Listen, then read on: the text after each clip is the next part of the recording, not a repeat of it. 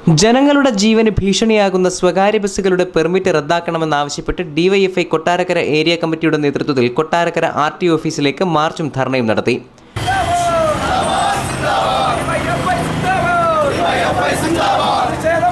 കൊട്ടാരക്കര ഓയൂർ റൂട്ടിൽ ഒരാഴ്ചക്കിടെ 2 സ്വകാര്യ ബസ് അപകടങ്ങളാണ് ഉണ്ടായത്.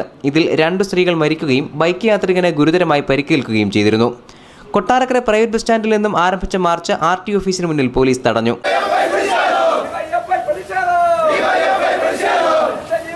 തുടർന്ന് നടന്ന dharna DYFI Kottarakkara area secretary R Rajesh ഉദ്ഘാടനം ചെയ്തു.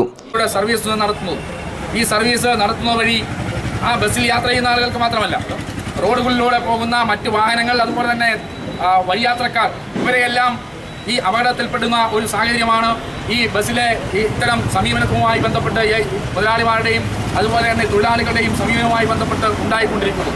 അതിൽ കർശനമായ നിയമ നടപടി, പെർമിറ്റ് ഉൾപ്പെടെ റദ്ദു ചെയ്യുന്നതുകൊണ്ടുള്ള നിയമ നടപടി സ്വീകരിക്കണം എന്നാവശ്യപ്പെട്ടുകൊണ്ടാണ് വളരെ പെട്ടെന്ന് തന്നെ ഡിവൈഎഫ്ഐയുടെ നേതൃത്വത്തിൽ ഇത്തരത്തിലൊരു സൂചനാ സമരം നമ്മൾ പ്രഖ്യാപിച്ച് നടത്തിയിട്ടുള്ളത്.